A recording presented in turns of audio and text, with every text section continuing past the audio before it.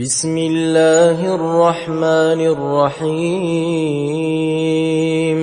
هل أتى على الإنسان حين من الدهر لم يكن شيئا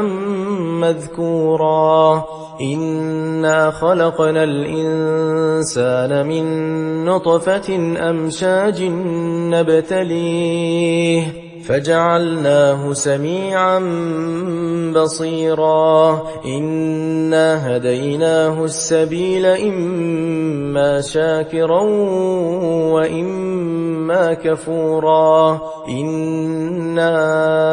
أعتدنا للكافرين سلاسل وأغلالا وسعيرا إن الأبرار يشربون من كأس كان مزاجها كافورا عينا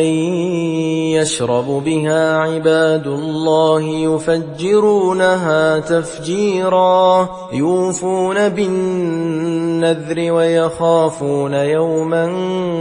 كان شره مستطيرا ويطعمون الطعام على حبه مسكينا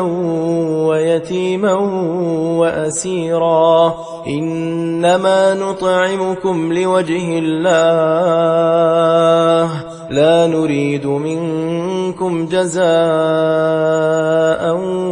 ولا شكورا إنا نخاف من ربنا يوما عبوسا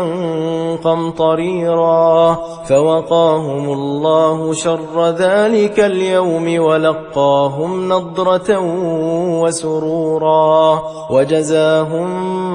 بما صبروا جنة وحريرا متكئين فيها على الأرائك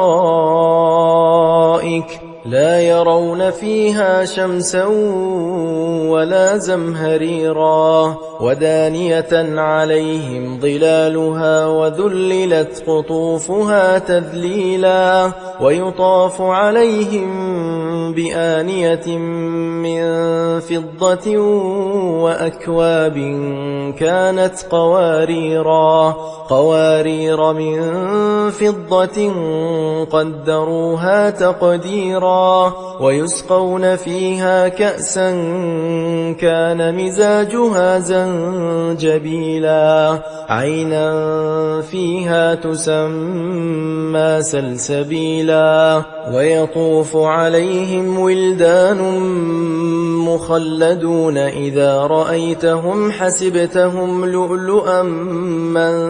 منثورا وإذا رأيت ثم رأيت نعيما وملكا كبيرا عاليهم ثياب سندس خضر وإستبرق وحلوا أساور من فضة وسقاهم ربهم شرابا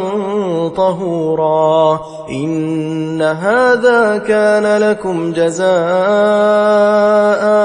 وكان سعيكم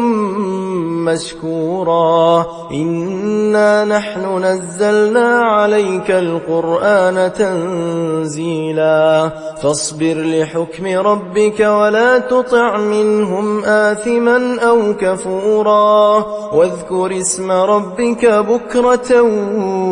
وأصيلا ومن الليل فاسجد له وسبحه ليلا طويلا إن هؤلاء